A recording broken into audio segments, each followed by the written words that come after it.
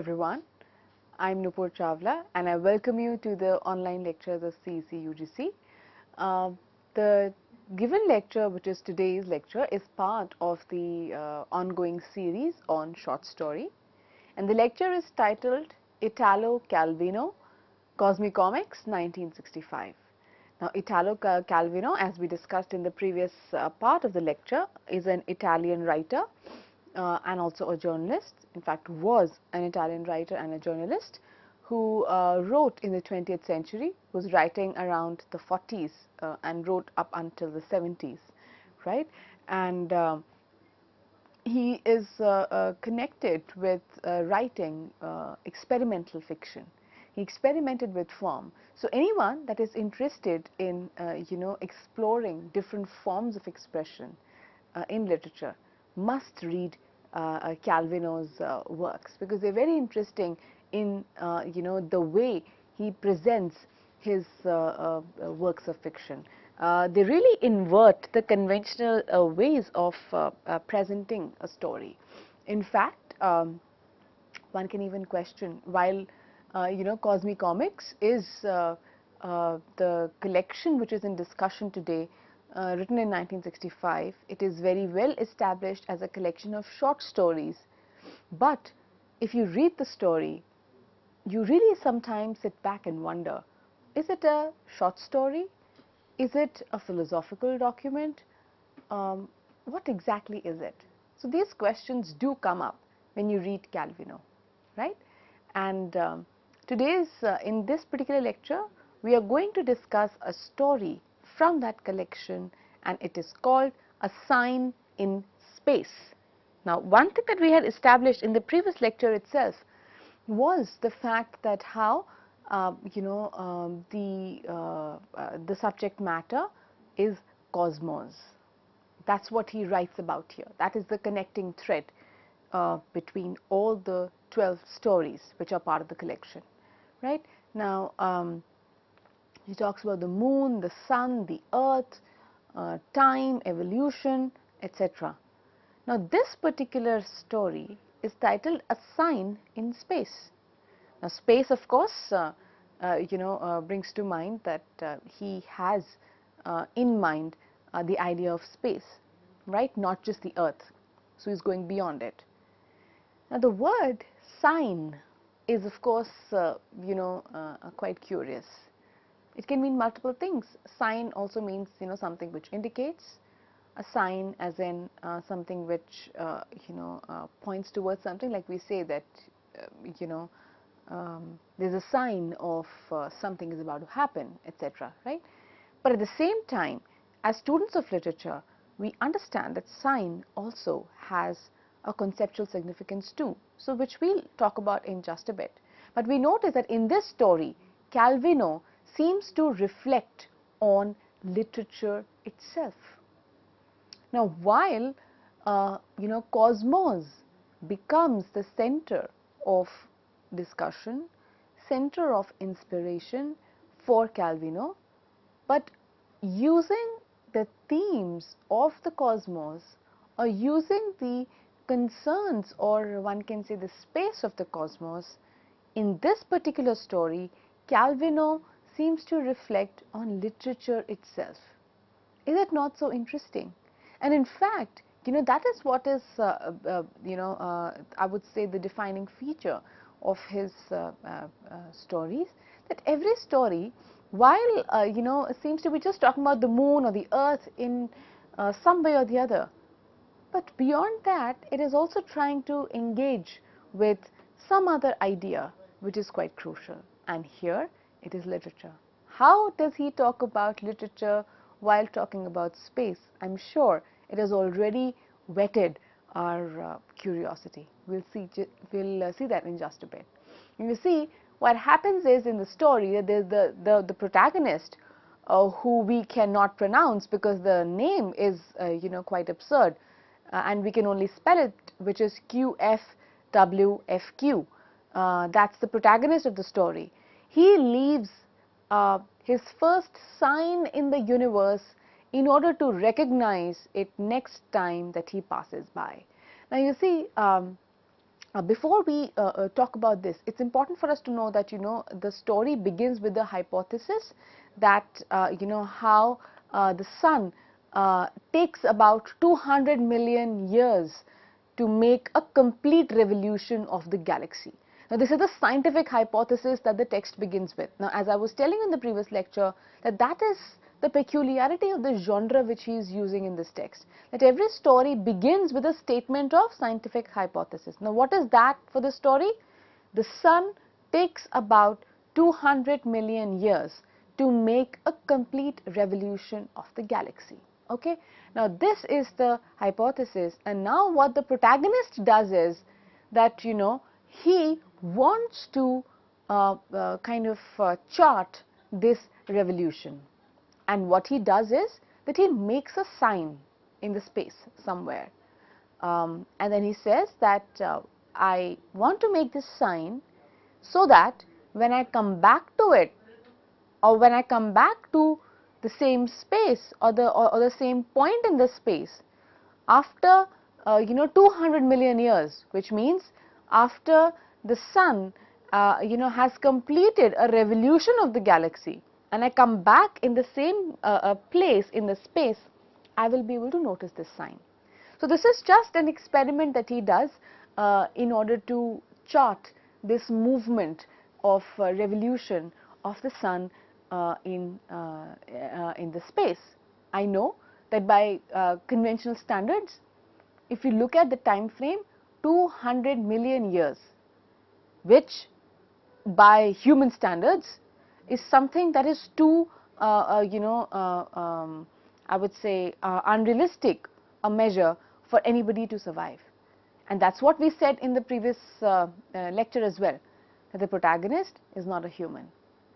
While he might talk like a human, but his existence is not like that of a human, right? So, what he does in the story at the beginning is that he leaves his first sign in the universe to recognize it the next time that he passes by that same spot, so that he is able to confirm that, okay, he is able to confirm the hypothesis that the sun takes 200 million years to go around the galaxy. Now, what he says in the text right at the beginning, and I'll quote, he says, "As I went past, I drew a sign at a point in space, just so I could find it again 200 million years later," unquote, right? So, here he very clearly makes his intention clear as to why did he draw that sign. That was a kind of a point of reference for him, right? Now, you see, this we understand what happens in the text, but when we look at the word sign, right, what does it bring to mind? The word sign immediately brings to mind the idea of language. I'm sure that a lot of you would be acquainted with linguistics, and in linguistics we talk about the word as a sign, right? Any word in a given language is called as signs, and who talks about it? Ferdinand Saussure, right? He talks about word as a sign, and it has two functions, or it has two aspects, a signifier and signified. So, the word that we see, or that we construct, that we speak, is the signifier, and signified is the meaning which is communicated or which is conveyed through that word. So, semiotically speaking, then, that's what a sign stands for in terms of language. So, therefore, we see here right at the outset, that's how, even as the story is about cosmos, is about locating or trying to prove the hypothesis of the sun going around the galaxy, but the fact of the sign, mention of the sign, connects it to this very important concept in literature, which is what? Of language. right? So we see that in the story there is a reflection on how signs are still the system that we use to communicate, especially the written word. Okay. Now, how do we see that in the story? How is this perspective brought through in the story? Let's look at this quote. He says, "If I say sign to you, you immediately think of a something that can be distinguished from something else," unquote. It's like the protagonist is trying to explain us what do we mean by sign. He says that if I say the sign, you immediately think of something which can be distinguished from something else. That means what? That the moment I say the word table or the moment I say the word chair, automatically we understand what a chair is. We understand what that sign implies. In which terms? In terms of what it is not. So a chair is not a table, is not a door, right? Is not a fan. So a chair is a chair in that sense.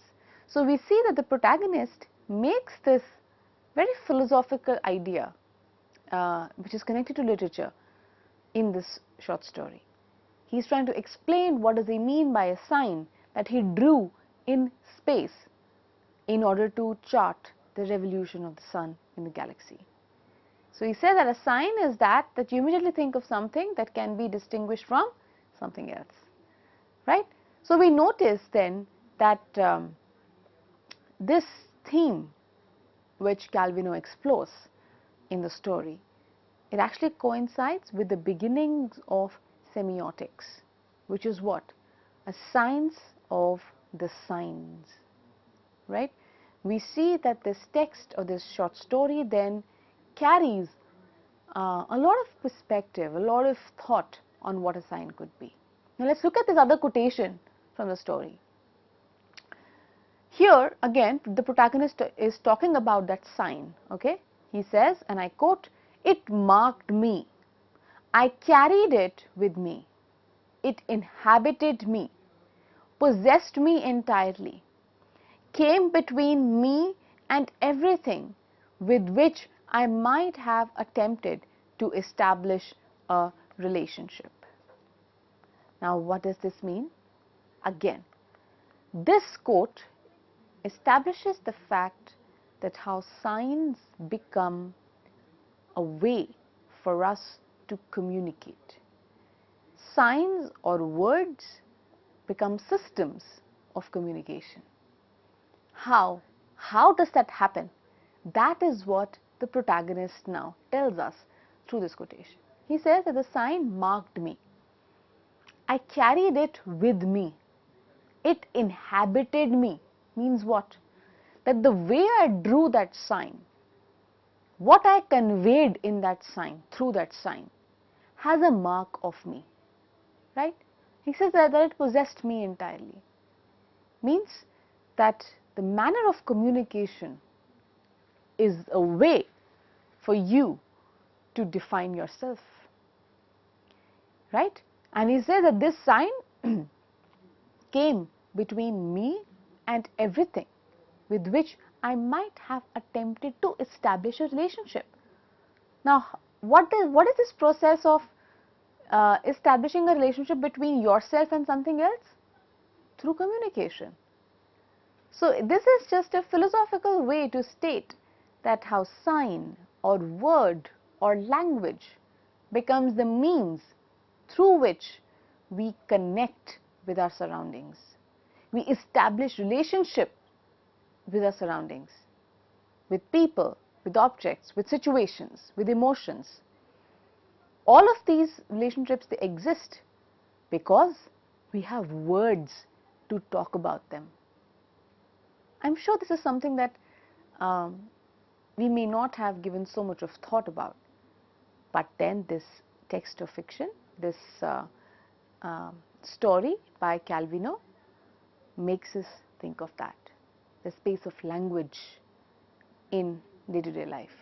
What is the role that it plays? So the first thing that he establishes is that how signs are the systems or contribute or constitute the systems of communication, especially the written word. Okay? The next point that comes through in the discussion of the protagonist's view on signs is the relativity of signs and meanings.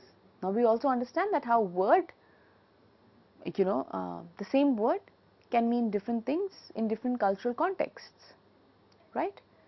It changes by context, it changes by time. A lot of things, a lot of factors, play on, I would say, the idea of meaning in language. And this is also, this concept is also communicated in the story. Now what happens in the story? He says that he makes the sign as he and he moves on, but then when he comes back looking for that same sign that he had made, he is not able to find it. He says that it was not there. What happened to that sign which he had made in this space? Because it was supposed to mark his starting point. It was supposed to mark, as he says, his own self, but it was no longer there. And let's look at this quotation, what he says in this regard. He says, "I realized I had lost by now even that confused notion of my sign, and I succeeded in conceiving only interchangeable fragments of signs," unquote. I know these statements are very, very loaded.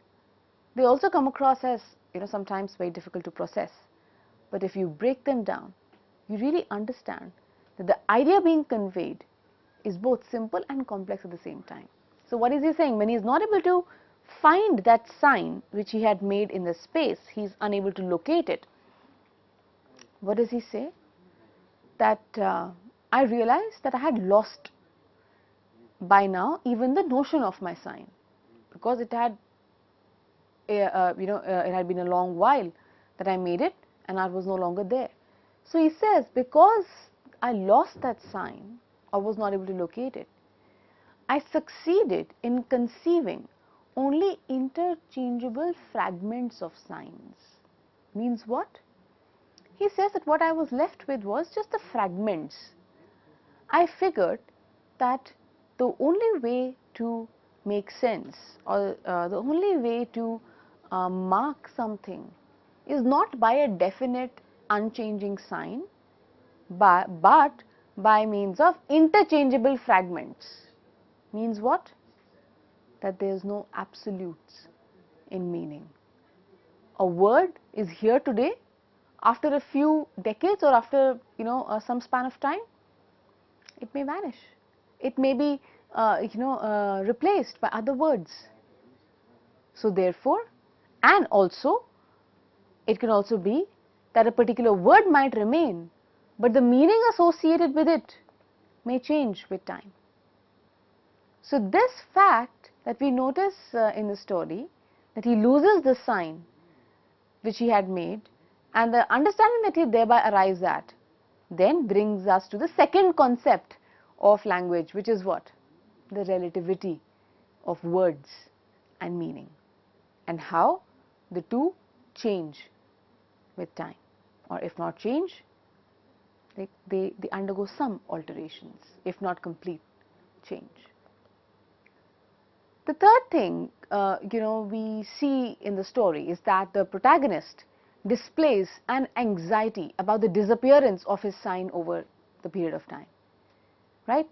And what he also says here, tells us about, points to the fact of the addition of meaning in words over time and context. That's what we just now discussed about. Let's look at these quotations, what he says. He asks, and I quote, "Had it disappeared? Had we gone past it? I did not know," unquote. He says, what happened to that sign? Did it just disappear? Did we fail to notice it? I didn't know. Which means what? He's unsure whether the sign changed form, Did it completely vanish, or is it that I'm no longer able to recognize it? The other quotation goes, in this new sign of mine, you could perceive the influence of new ways of looking at things, unquote. Now what happens? Once he is sure that the sign that he had made in the space no longer exists as it was back then, he creates a new sign. He says, okay, now that it is lost, the previous one is lost, let me create a new one, because nobody is stopping us from making signs. So he says, in this new sign of mine, you could perceive the influence of new ways of looking at things. A very deeply philosophical statement. What does it mean? Language. The changes in language reflect the changes in perception over a period of time. So the new sign means what? A new word, a new language, a new kind of tool of expression. And this new indicates what? The newness in the new ways in which we look at things. So which means what? That as language changes, evolves, what is that evolution indicative of? New ways of looking at life and society. Now what do we see here? We see Calvino, the political Calvino, operating, right? A third idea is that we also see that he explores the idea of what the world will be like without signs or language. In the story, the protagonist says, space without a sign was once again a chasm, the void, without beginning or end, nauseating, in which everything, including me, was lost, unquote. So first he talks about losing of the sign, then he talks about the changing form of the sign, then he talks about how the new sign that he creates presents a new ways of looking, and then he thinks about a universe or a space which did not have any sign. He says it was a void, right? It was nauseating to be part of such a space. He says because everything, including me, was lost. Meaning what? That without language, how do you define existence? It becomes nauseating. All identity is lost. We exist because there is language. Think about it. That's what Calvino seems to be pointing out over here. And then he talks about, the idea that change also is the order of the world. He says we began to realize that the world's forms had been temporary up and that they would change, unquote. So which means the way his sign changed when he got back to it, he says everything in the world changes. Again, using a language to talk about the changeful nature of the world. Then a fifth aspect that also comes through in the story is about the gradual development of language. He says, and I quote, I went on looking and signs kept growing thicker in space. From all the worlds, anybody who had an opportunity invariably left his mark in the space somehow, unquote. Which means what? Just the way our protagonist created a new sign, he said everybody in all parts of the world were creating their own signs. So which means what? That signs kept growing thicker in space. Which means what? That language develops differently in different spaces. But it continues to develop. Why? Because this is one of the ways through which we leave a mark in the space. So language as a way to assert your existence. Yet another idea, which we also notice in the text, is that he is challenging the conventional understanding of signs and language. but he establishes language as central to existence. Your protagonist says, in the universe now, there was no longer a container and a thing contained, but only a general thickness of signs, unquote. So you see, throughout the story, only one thing happens, which is what? That he makes a sign and he comes back to find that there is no, that sign doesn't remain, and he creates a new one. Just this one thing happens. But it's a good long story. So the other aspects of the story, or the other part of the story then comprise what? These ruminations about sign, these thoughts about signs, which then bring to us a very good perspective on language. So while he establishes those philosophical points, he makes those philosophical points about language, he also says this thing.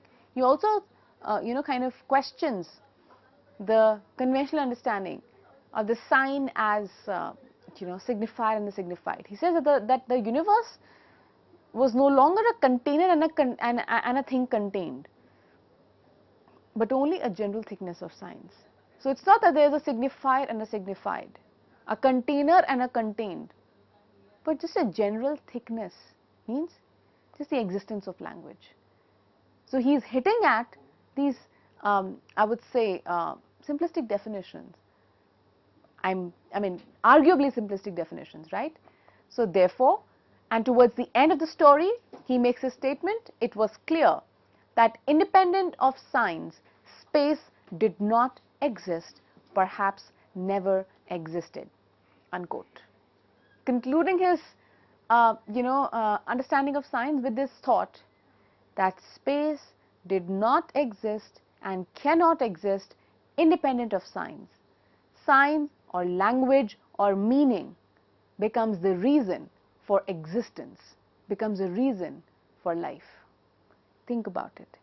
The story, even as has just one protagonist, no characters, one event, but it says so much about language, and it makes us think so much about the aspects of language. And that is where the beauty of Italo Calvino lies.